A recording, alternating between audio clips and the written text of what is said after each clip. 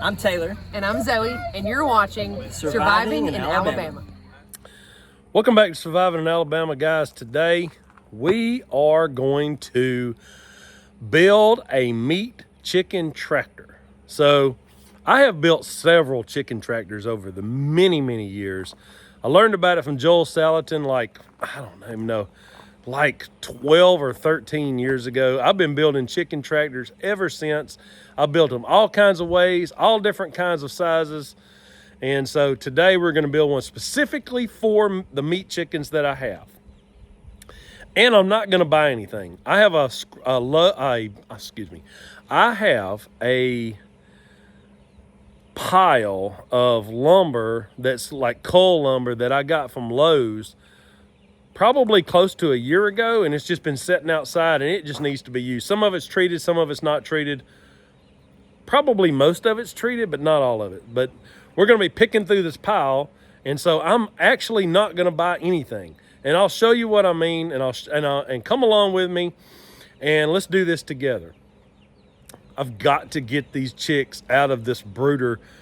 I've got a rabbit cage that I have 50 chickens in, and it's starting to smell. Even though I put bedding on it every single day, it's just way too many chicks in this one spot. So I've got to get them out. And it's probably a little bit early to be getting them out on grass, but we're going to do it anyway. I'm going to make sure I put a box in there, and they're going to be totally fine and all the things. But it's time for them to get out. They're graduating to not adult, but they're graduating to being big chicks now, and they can go outside. So, all right. Oh, by the way, if you're not subscribed to this channel, I'm doing all kinds of things. I mean, we do all kinds of gardening stuff around here. We're doing building projects. We're raising animals and all, prepping stuff, DIY stuff, all the things. So like it, share it, subscribe it. Let's go. Now you see all these chicks. These Cornish cross chickens, I don't know what it is, but they don't grow feathers out like, your regular laying hens and stuff. So, but there's way too many chicks in here. They have to get out. We look at them. They look like little piranhas. But we've got to get them out of there, and we're gonna make big chickens out of them. All right, guys. This is the scrap pile of coal lumber that I have, and I'm pretty sure that I can get what I need out of it. A lot of fencing planks in there. Got some toop. See that piece is broken, so we can cut that off. But basically I need a frame, and I think I'm gonna use, so there's a couple of 4x4s in there. I think I might be able to use those. Okay, got the saw set up, and I'm gonna start with, I believe this one right here is an 8-foot already, that one in the middle. And so I want to say this one's probably a 12-foot right here. So I cut it off, as you can see. So what I think I need to do, I think this will probably work, but I want it to be pretty strong. So I'm gonna back it up to like right there. So the reason that I'm gonna do that is I'm just trying to use the lumber that I have. I do not wish to buy anything for this project whatsoever. I want it totally to be built out of just stuff that I have laying around on hand. So it's not technically free, but I am definitely not gonna buy some. I'm gonna make it 5 foot wide and 8 foot long. I still think that's plenty enough room for those 50 chickens, as long as I move them a lot. And if they get to be too much when they get older, I do have another already built chicken tractor that's ready to go that I built for laying hens, and it is 4 foot by 8 foot. So I think that this, if I have to split them, then that's okay. I can do that. Okay, so I made a square, as you can see. I made a square, and I actually overlapped the one in the back because I'll be pulling on it. So I wanted to make sure it was good and strong. I was actually thinking about overlapping this one right here, but I ended up not doing that. I just put some really long screws in there. And so this is just a rectangle to start as the base of the frame, which is 4x4, and it should not rot out. I don't have enough treated stuff to go treated up top, like up here. So good and treated 4x4s on the bottom. It'll be non-treated up above that, but we're gonna cover it. So hopefully it will last a long time. We will see. Okay, I got a basic frame set up here. This is what it looks like. And you know what? I might have made this thing a little bit too heavy, but it's okay.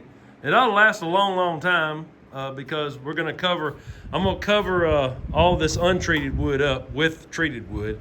And also then we're gonna put a fabric cover over top of it, which used to be one of those, 10 by 10 tents.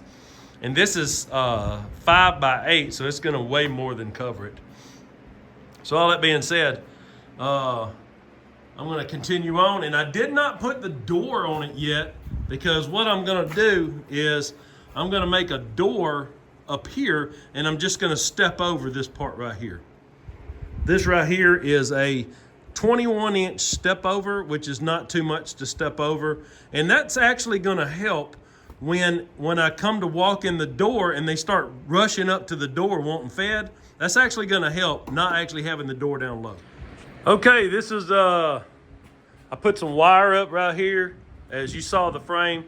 I was using some boards that are a little warped, but that's okay. See, they got a little bit. It's okay because I don't think anything's gonna get in it. Main thing is I need to keep out snakes and other predators like foxes, possums, all the things like that. But it's really thick. You can see that's a 4x4 on the bottom. So it's gonna be really stout, it's gonna be really sturdy, it's gonna be really heavy. Normally you wouldn't try to build a chicken tractor to this strength, but I'm hoping that it's gonna last a long, long time and I can use it over and over and over for many years, and I totally build it out of scrap. So the next thing I'm gonna work on is I'm gonna see if I can maybe come up with some kind of wheel system that will let up and down. If I can't, it's just going on the ground, it's okay. Just have to push it with the lawnmower or my tractor or something like that. Okay, so I put some, as you can see, I put retractable wheels all the way around. And so this is how it works right here. So I got the pin, and I pull the pin like that, and this moves up and down.